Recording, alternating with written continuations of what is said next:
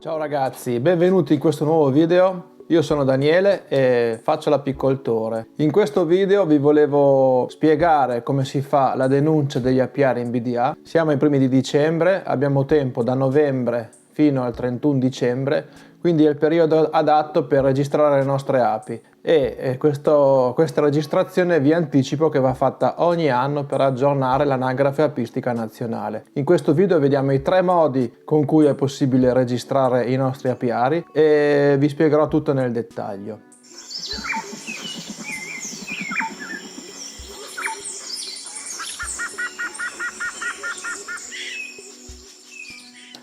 Bene ragazzi, è giunto il momento di registrare i nostri apiari. Dobbiamo farlo entro il 31 dicembre di quest'anno. Ogni anno va ripetuto l'aggiornamento all'anagrafe apistica nazionale. Questo per permettere di effettuare un censimento il più completo possibile degli apiari presenti su tutta la penisola italiana. Questo censimento è molto importante sotto diversi aspetti. Infatti abbiamo così un quadro nazionale completo, abbiamo un quadro nazionale nel caso in cui ci possono essere delle epidemie. Per chi ancora non l'avesse fatto, permette anche di avere il numero univoco che identifica il vostro apiario e vediamo come è possibile farlo. Il primo modo è quello di compilare il modulo che potete trovare sia online oppure anche presso le vostre associazioni o ancora presso l'USL di vostro riferimento. Il secondo modo invece è quello che ci permette di registrare le nostre api direttamente dal portale vet.info e questo però cambia da regione a regione perché purtroppo non è ancora stato uniformato. Ad esempio nella nostra regione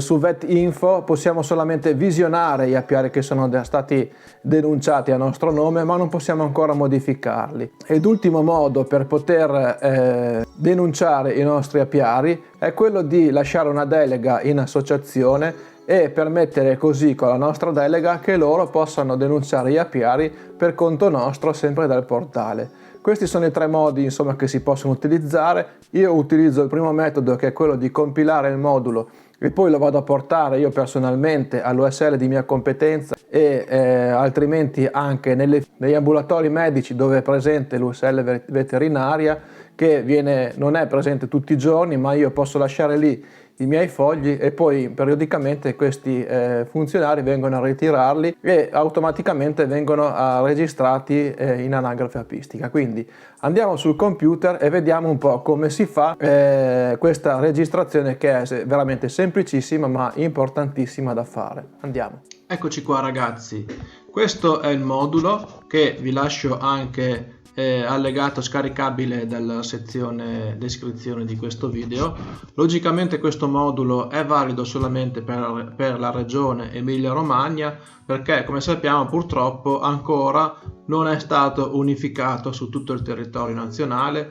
Regione per regione hanno moduli diversi, hanno caratteristiche diverse e purtroppo questo complica parecchio la burocrazia in Italia. Come sappiamo noi ormai siamo abituati a questa burocrazia che non è mai uniformata nel nostro territorio, regione per regione insomma prendono decisioni diverse e modulistiche diverse, quindi io adesso proverò a lasciarlo il link in descrizione per scaricarvi il modulo. Questo è il modulo che è valido solamente, come dice qua, per la regione Emilia Romagna. Compiliamo questo modulo insieme, è molto semplice. Poi quello che dovete fare è portarlo al servizio veterinario dell'USL di vostra competenza, quindi qui distretto USL di Parma, distretto di Fidenza, e poi abbiamo vari uffici in giro sparsi per il territorio. Io ad esempio lo lascio nell'ufficio dove ho anche il mio medico, lì il servizio veterinario c'è 2 volte a settimana in certi orari, anche se vado là che non sono nella giornata o nell'orario prestabilito posso lasciare il foglietto, lì c'è un cassettino apposta, lascio il foglietto.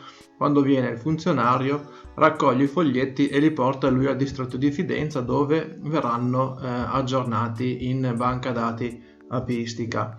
Allora la compilazione è molto semplice, qui non mettiamo nulla, nemmeno qua lasciamo tutto in bianco, è già selezionata, vedete qua con la freccina lo scopo della compilazione del modulo che è il censimento degli apiari. Qua compiliamo con i nostri dati anagrafici, codice fiscale, data di nascita, sesso, cittadinanza e così.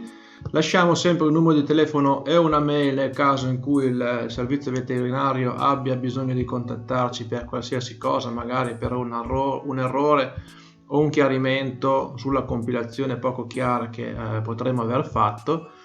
E qui mettiamo invece i nostri dati di residenza. Quindi se abbiamo qua un'azienda apistica come ho io, ad esempio, che ho aperto partita IVA quest'anno, qui inserirò i dati della mia azienda apistica e qui mettiamo gli apiari che sono in nostro possesso e l'ubicazione. Quindi dobbiamo mettere apiario numero 1, il comune, la provincia, la via diciamo così che dà accesso all'apiario, quindi se abbiamo l'apiario in aperta campagna metteremo la via che ci porta a quell'apiario, anche se poi dopo sono delle carraie spesso senza nome, noi mettiamo la via più vicina all'apiario, e la località, la frazione, quindi per identificare un po' la zona. E la cosa importante è inserire le coordinate geografiche dell'apiario. Ecco qui ad esempio come possiamo fare per rilevare le coordinate. Niente, nulla di più semplice. Andiamo su Google Map e selezioniamo un punto sulla mappa dove abbiamo messo gli apiari. Qui vi si apre la finestrella, abbiamo longitudine e latitudine, quindi noi dovremmo copiare semplicemente questi due numeri qua, li copiamo, latitudine è il primo numero e longitudine è il secondo numero, quindi latitudine 44, eccetera eccetera, e questo è l'altro. Se abbiamo più apiari dobbiamo compilare più caselline a seconda di quanti apiari abbiamo, e poi selezioniamo il settore di apicoltura in cui noi siamo. Ad esempio anche qui c'è differenza tra regione e regione. In Emilia Romagna fino ad un massimo di 10 alveari viene considerato per autoconsumo, quindi uso esclusivo domestico e privato. Quindi noi se abbiamo fino a un massimo di 10 alveari possiamo rientrare in questa fascia. Fino a 20 alveari quindi abbiamo un'apicoltura con produzione di miele per uso domestico privato, concessione occasionale di piccoli quantitativi, quindi possiamo fare delle vendite. La fascia 3 è l'apicoltura senza limiti di numero di alveari con produzione di miele e di altri prodotti finalizzata alla vendita, senza limiti quantitativi e o territoriali, perché nella fascia 2 noi abbiamo il limite, oltre che al quantitativo, anche il fatto di essere occasionale, abbiamo anche il limite di vendere localmente, quindi nei confini della nostra provincia e nelle province limitrofi. Allora ragazzi, qui nelle prime due non è necessario avere un laboratorio, quindi se voi non avete ancora un laboratorio vostro o un posto dove smielare per conto terzi o a casa di qualche apicoltore che vi dà in prestito il suo laboratorio, dovete stare per forza in queste due fasce. Se avete un laboratorio vostro o se avete un laboratorio a conto terzi che vi fa la smielatura, potete cadere nelle fasce successive. E vabbè, questo è quanto. Poi qua si mette la data e la firma e dovete consegnare semplicemente al vostro ufficio di USL di competenza. Allora, il modo invece per farlo online è tramite il portale VetInfo, quindi andate su vetinfo.it e trovate il portale del Ministero della Salute dove ci sono i censimenti di tutte le aree veterinarie che sono possibili nel nostro territorio. Per fare la registrazione vi dico che è necessario lo SPID, anche qui cambia da regione a regione, una regione vi permette di fare diverse cose, un'altra regione ve ne permette di fare meno. Nella nostra regione c'è permesso solamente di visionare lo stato della registrazione BDA, ma non c'è permesso ancora di effettuare gli aggiornamenti direttamente online.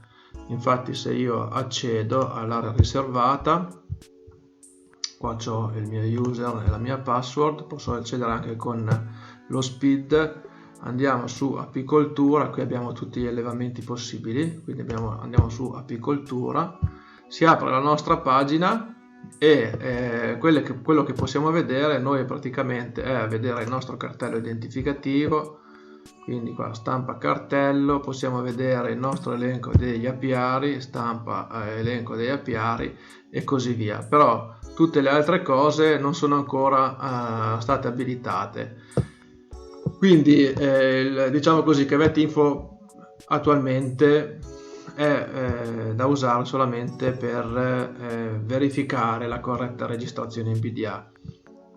L'ultimo modo per completare l'iscrizione all'anagrafe apistica è quello di recarsi verso le vostre associazioni che sono abilitate alla registrazione sotto delega, quindi voi dovrete lasciare una delega alla vostra associazione che vi farà compilare un modulo e che lei stessa poi andrà ad aggiornare per voi i vostri apiari in banca nazionale apistica, quindi una sicurezza in più, diciamo, per non commettere eventuali errori, per non commettere imprecisioni, insomma avremo una sicurezza in più. Ad esempio l'associazione di Reggio Parma lo fa con un piccolo contributo, mi sembra di 2 euro, vi compila la registrazione all'anagrafe apistica e voi siete tranquilli.